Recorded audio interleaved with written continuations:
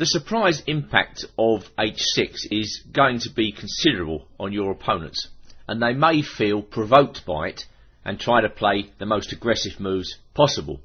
So we come now to the game Shamoev, graded 2483, and Deviatkin, and this game was played in 2004. And you'll see what I mean when I say that white was provoked. He immediately put his bishop out on c4. Well, this is a very aggressive move, and white is planning ideas such as queen f3, when he hopes black will block in that bishop on c8 by having to play e6. But no such luck here, as bishop f5 is the economical response. And the idea is simple now: if white plays queen f3, then black is just going to play e6, and everything is in good order. So Shamoev, going back to the game, put his knight on g3, and black put his bishop back on h7, as he does in this line, gaining a small amount of time on the other main lines. And now white played knight f3. Alright, well that's again a very natural move, perhaps intending knight to e5. But in the game Hammer versus Bamarkin, Galsdal 2005, the strong grandmaster to be played c3, a flexible move with the idea immediately of playing queen to b3. So black, I wouldn't say stops that, but he certainly dissuades it by playing e6. As after queen to b3, you know, black can just economically defend the pawn on b7, playing, for instance, queen to b6. So Hammer plays queen to e2, and black just gets his knight out. Knight to d7, white plays f4, and now knight to e7. And I think that's a good move in this particular situation, because it takes the sting out of f5 by white. More than that, when white plays knight f3, black intends to play knight f5 himself.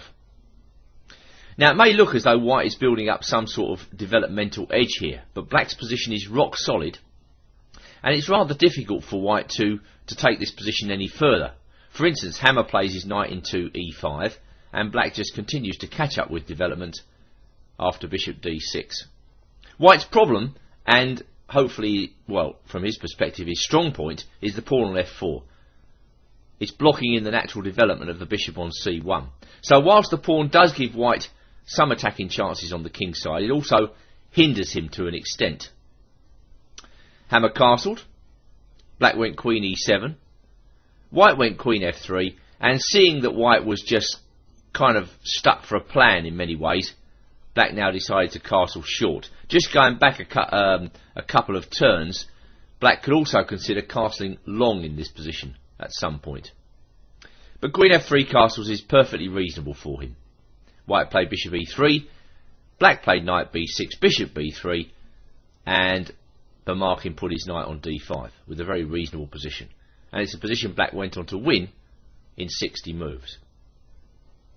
Going back to the game Shamoev versus Deviatkin now, our mainline game. You'll recall that white played knight f3. Well, black just continued in Caro-Kann style with knight d7, e6, and then knight g f6. Castles, and now black put his knight on d5. Bishop came back to d2, and now I suppose black could have played any of bishop d6, queen c7, or as he plays in the game, the rock solid move, bishop e7. White played knight e4, and black played queen to c7. Again, very flexible, not yet declaring his intentions as to where he's going to put his king. White played g3, and now black decided to castle. And I think the reason he makes that decision is that sometimes in this line, if black castles too early, white can get a kingside pawn storm going with the help of moves like h4 and g4. Well, as he's taken a small time out to play g3, black figures the attack is not so dangerous now. And Deviatkin continues very thematically here with bishop d3 and then just c5. That's the break we're trying to get in this line. That's the typical freeing break in the Caro-Kann. And in this particular instance, it gives black an immediately good game. Well, now white makes a mistake. I mean, this was actually a quick play game, and I don't think white would have played this terrible blunder had he had more time.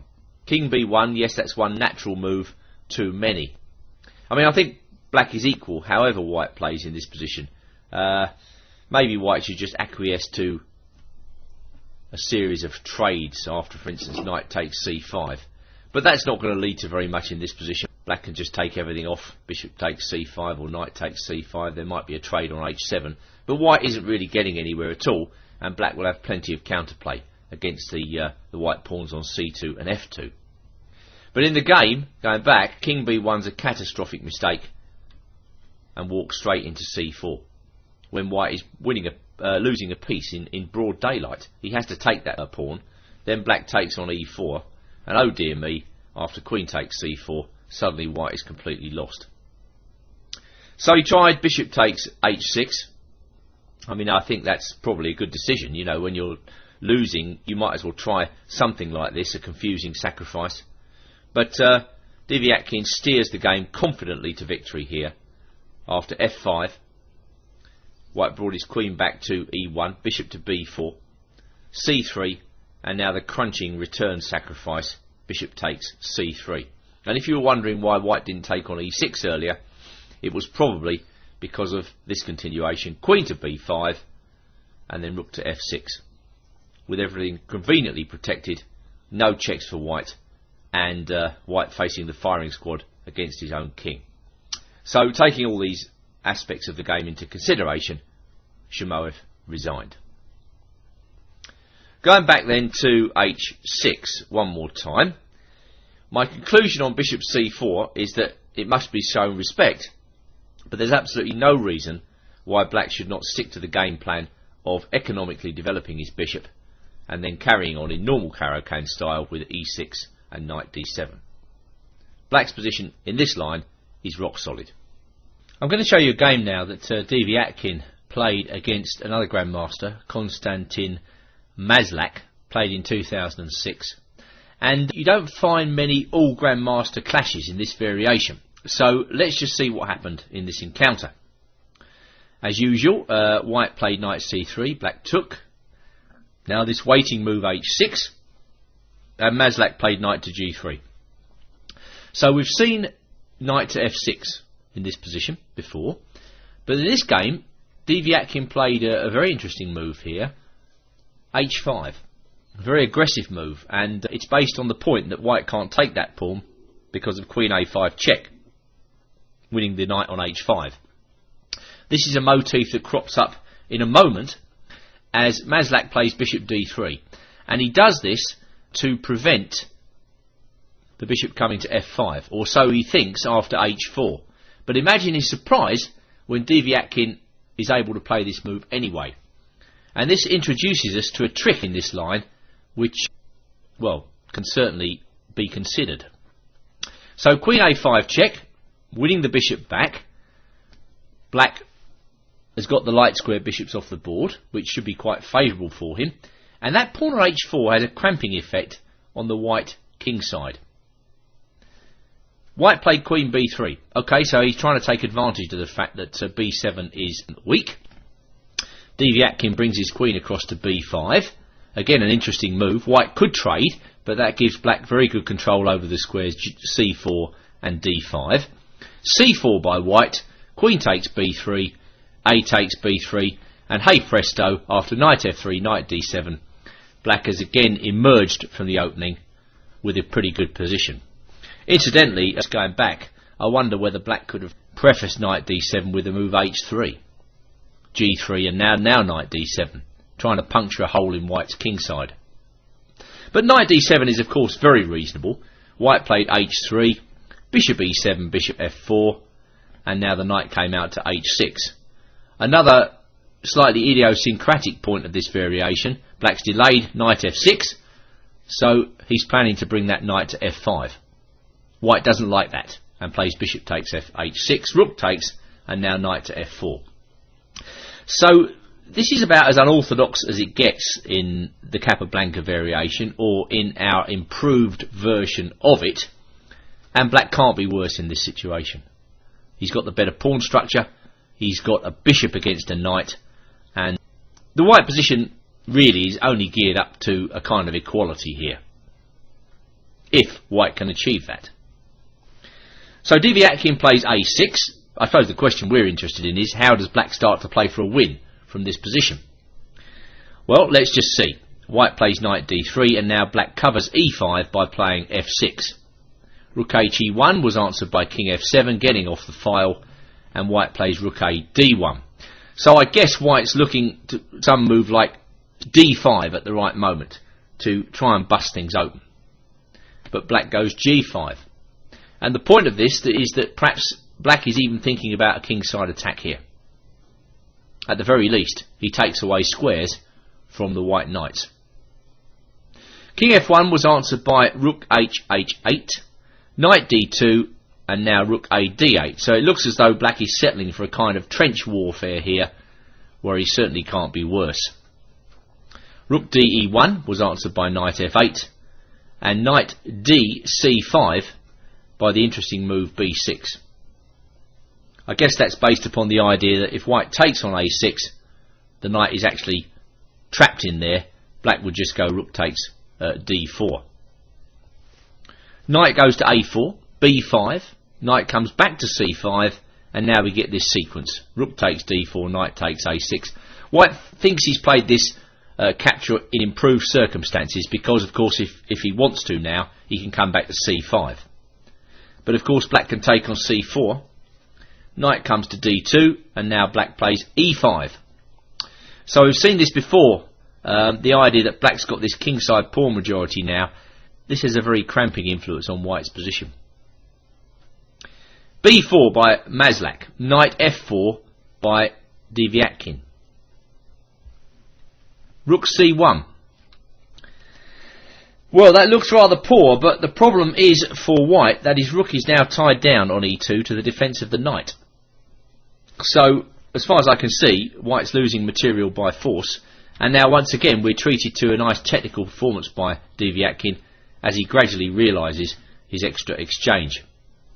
It's not trivial, this position, but it should be relatively simple once the rooks get in. White tries to create counterplay, but black is on the ball. He takes on b5, and then he goes rook to d6. King e1, bishop d8, holding up the passed pawn, knight b4, rook c4, knight c6, and now bishop b6. So it seems to me Deviatkin is extremely good at technical play. He knows exactly how to coordinate his pieces, and of course the way black's going to win this is, to push those kingside pawns at the right moment.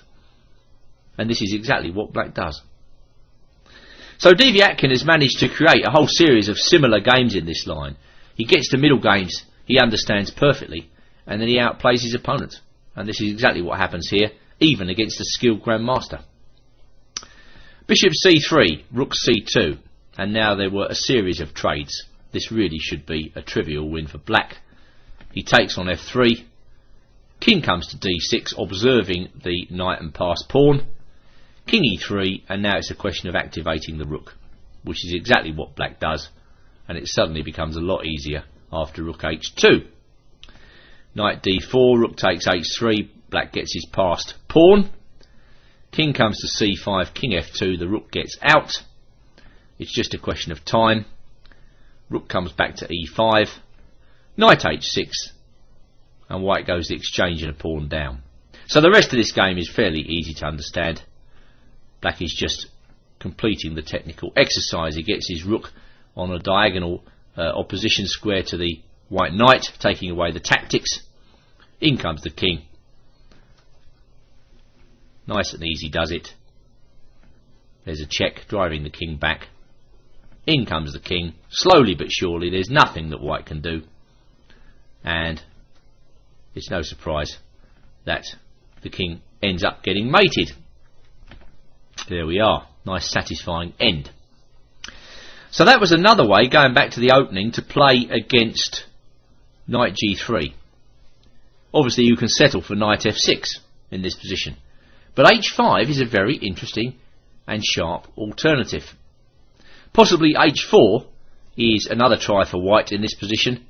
I guess there black can certainly consider bishop g4.